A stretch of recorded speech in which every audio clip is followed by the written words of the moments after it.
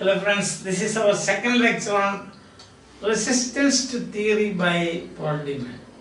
Who are the people who resist theory? Yesterday we saw one, in our first lecture we saw the first corner from where resistance comes, the theory itself. Because theory is in language, and language there is nothing. I mean, it will be very short. And therefore, you cannot define theory. That is resistance. Second is traditional practitioners of theory. Say, for example, aesthetic based, that is meaning based. What happens is they are anxious that their traditional forts or edifices built by them will collapse. That's the reason why. Understand? Now today we continue with some more misunderstandings about language. When I am saying that the misunderstanding about language, please understand this is deconstructionist point of view. And we have already seen that Paul Deman belonged to the Yale school of deconstruction. So he is speaking from that point. And then he continues, he says, there are some misunderstandings about language. What are those misunderstandings about language? First one is, names are not copy of ideas. That's misunderstanding. One. So misunderstanding is like this: names are copy of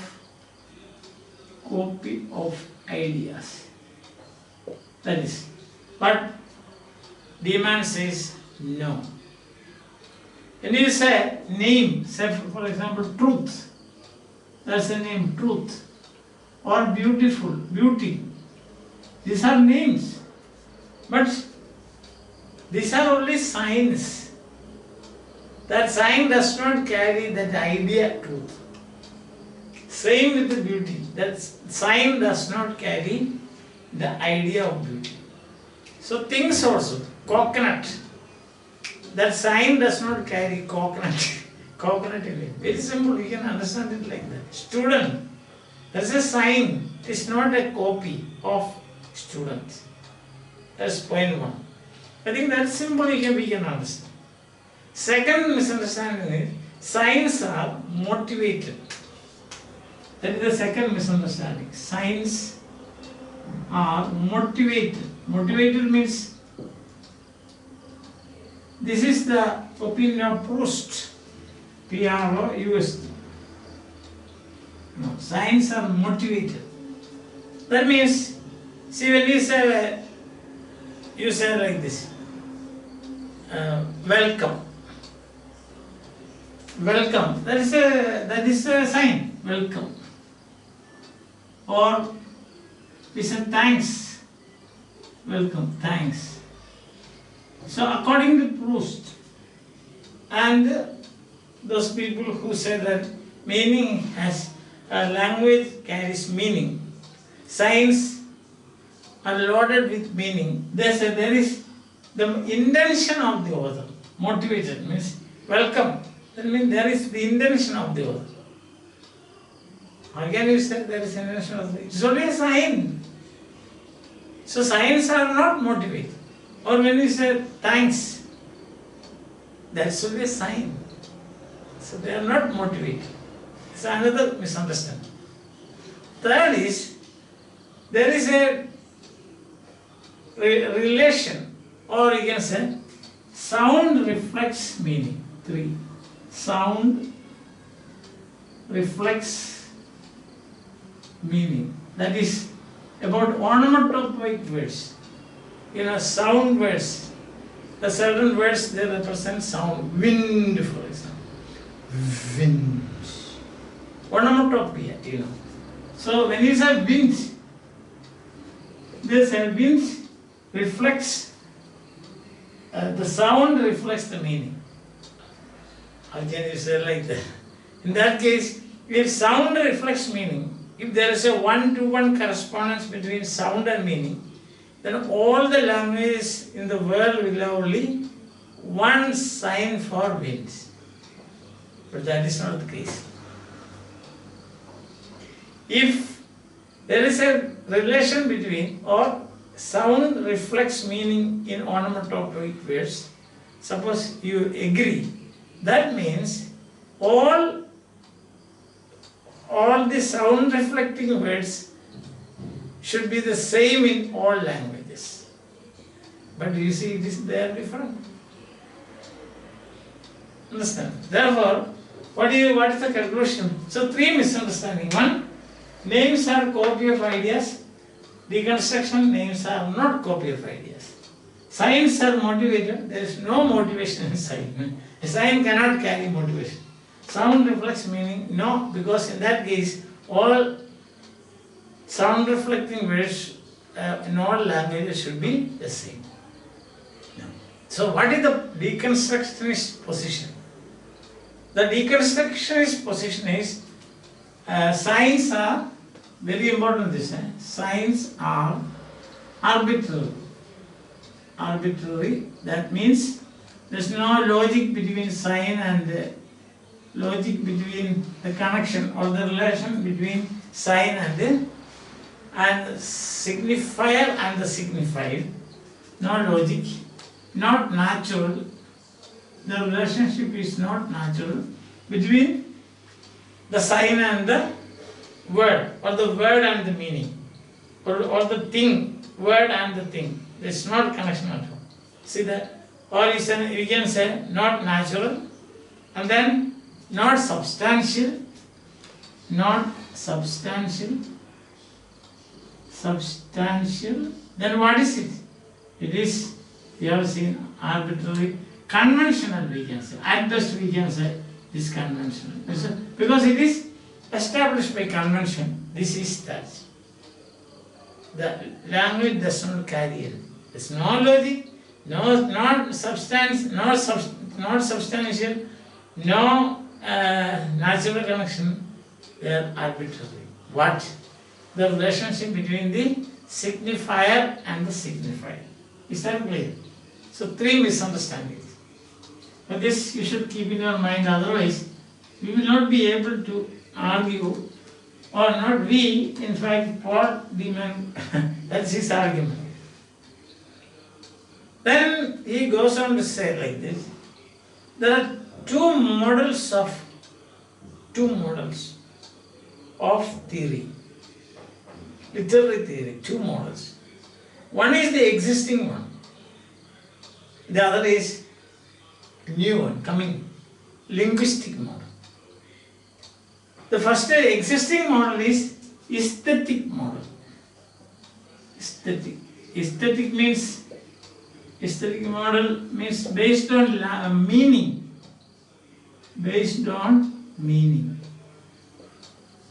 That is what is a historical study, literary history, and you have got historical, you have got ideological, so this historical, ideological, background study, that is new historicism, anthropology,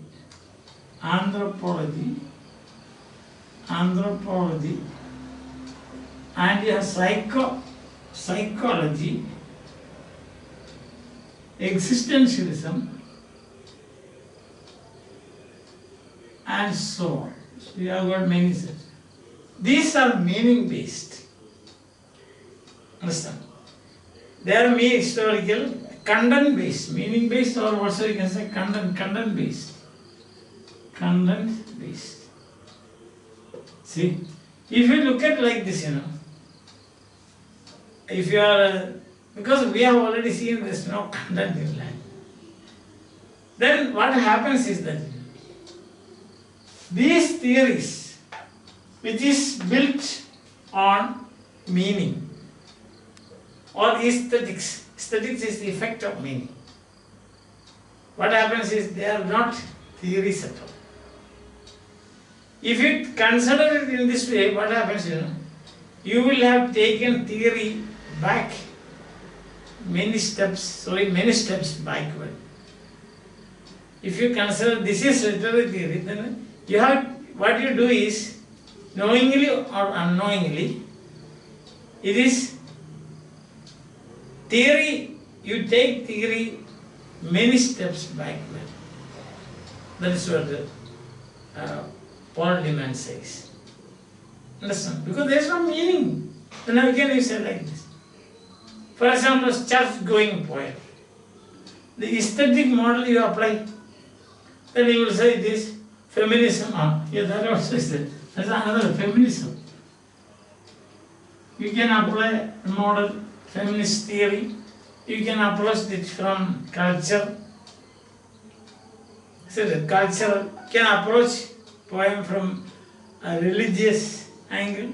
You can approach it from psychoanalysis, psychoanalytic. You can approach it from a point of new criticism. Already I have given 10th lecture on church going is different platforms from which you can read. So if you look at literature like this, what happens? You are taking theory backward, many steps. You got that point. That's it. So literariness is misunderstood as aesthetic response. In this model, this is what happens. Literariness is misunderstood as aesthetic model.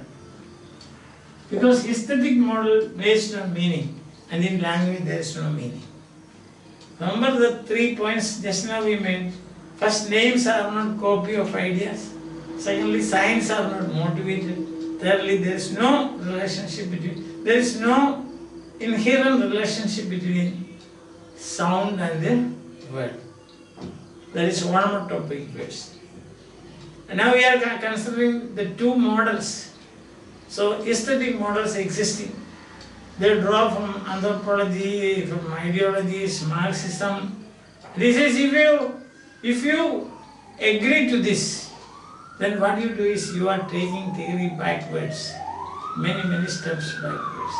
And he also says, in such a case, you are a poor reader of Karl Marx ideology. Understand? Marxist ideology. You are a poor reader. You are a very poor reader of Marxist ideology. Because Marxist ideology is also built on this edifice meaning. The basis meaning. We have seen there is no meaning. Listen. Not only Marxism, but any theory, any philosophy. You are a poor reader of philosophy. You are a poor reader of Sartre.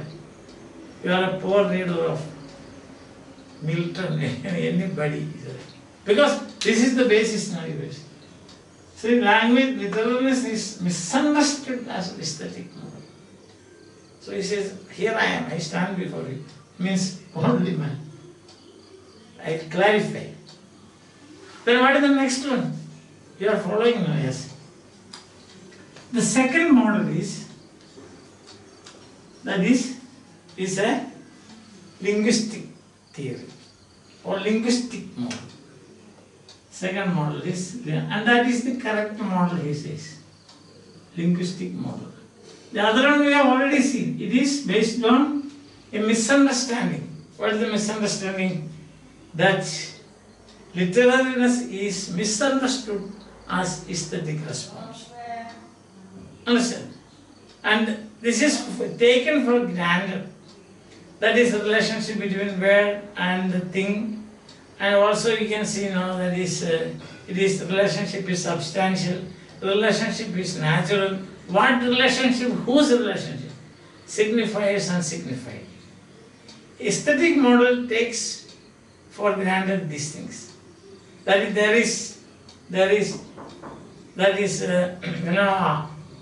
relationship is phenomenal, it is substantial, it is logical, it is natural, and so on. Then what happens is that you are tying down language to its referential function. If you say the relationship between sign, signifier and signified is substantial, then you are using language. In language there is nothing but you are using language as a tool for referring things. So language becomes a slave. You understand? You are using it. So just as you are using a brush for painting. Understand? So it is not so. That's what he says. Then what is it? What is language? Language is autonomous. What do you mean by that? It is a system of signs and significations. It is not anything that, it is not a basket that carries all the things in this world. What the point? So then, aesthetic model says language carries meaning. But linguistic model says in language there is no meaning. So linguistic model language is autonomous, independent of the external world. Aesthetic model says language is tied down to the external world. It is tied down. There is a relationship. Language is not a tool or a basket where you carry all the things in this world. And we have already seen signified means they are mental concepts, not materials. Remember that famous saying by Paul Deman, don't confuse materiality of the sign with the materiality of the signified. Don't confuse materiality of the sign with the materiality of the signified. Sign is material, you can see, it's a matter. But the signified is not, it's a mental concept. Only then you can understand. Language is autonomous. Language is a system of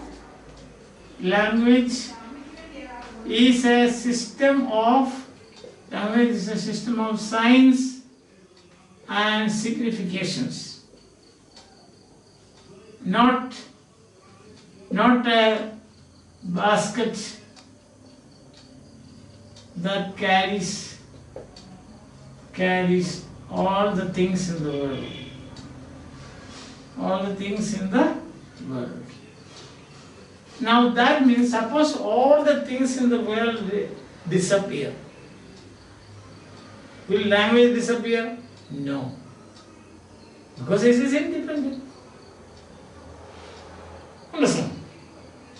So, what happens is,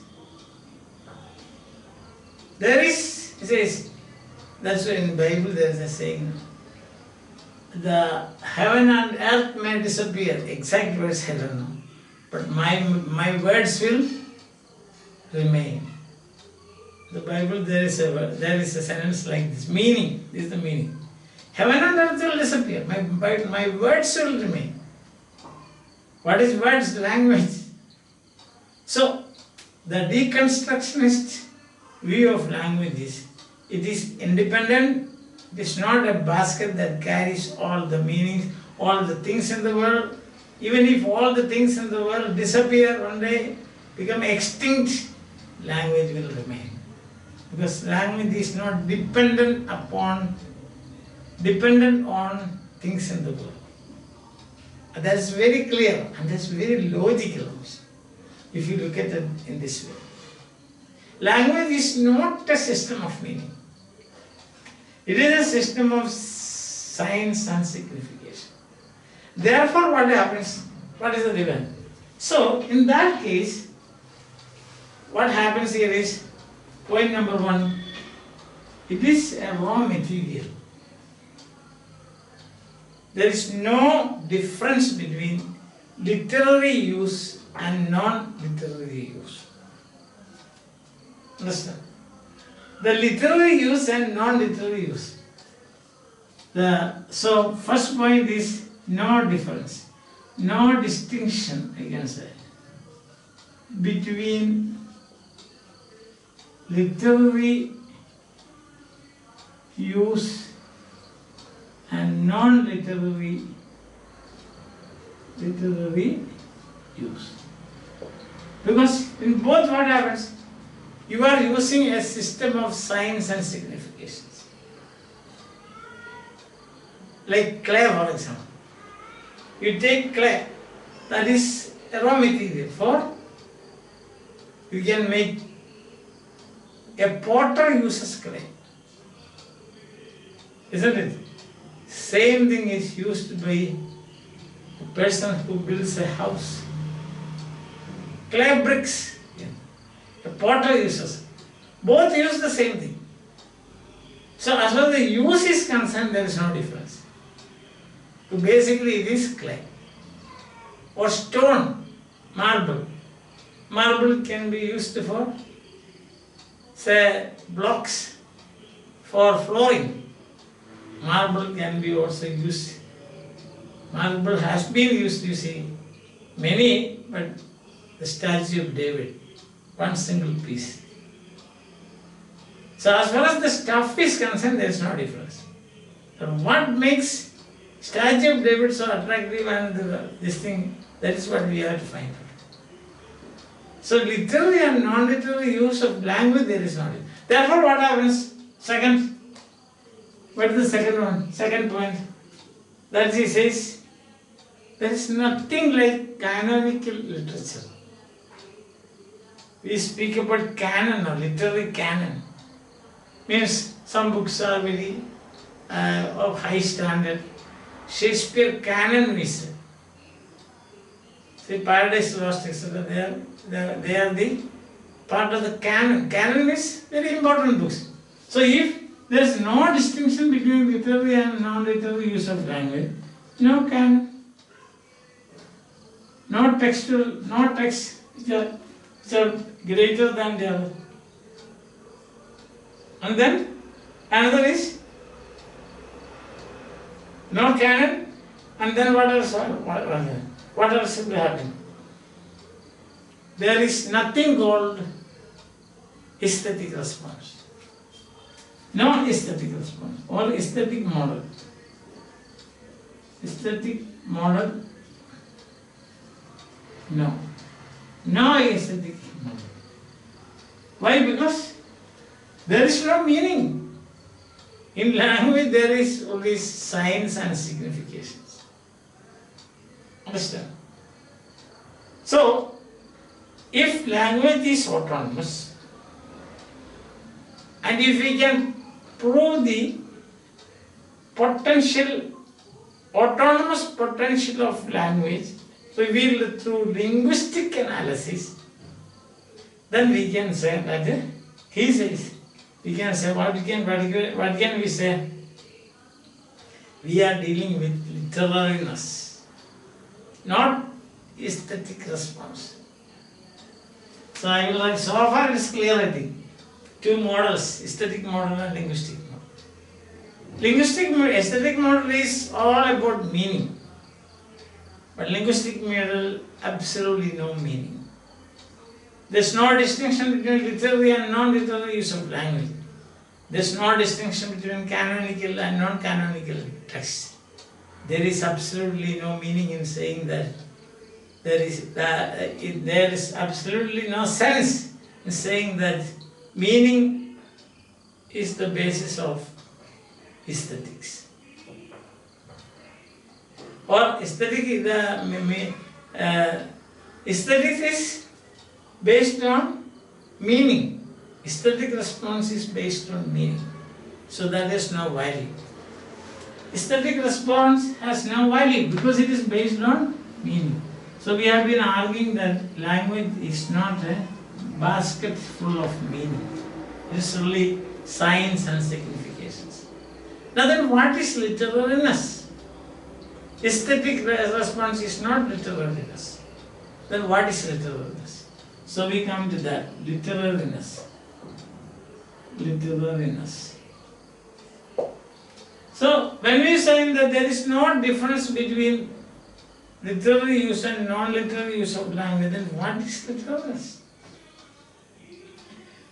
Literary is revealing the autonomous potential of language. So, literariness is revealing the autonomous, I think now we know what is autonomous. Autonomous potential of language through linguistic analysis. Understand? So you have to say through linguistic analysis. Through linguistic analysis. Not aesthetic response. Analysis. That means applying Saussurean terms to literature. Applying application of or use of Saussurean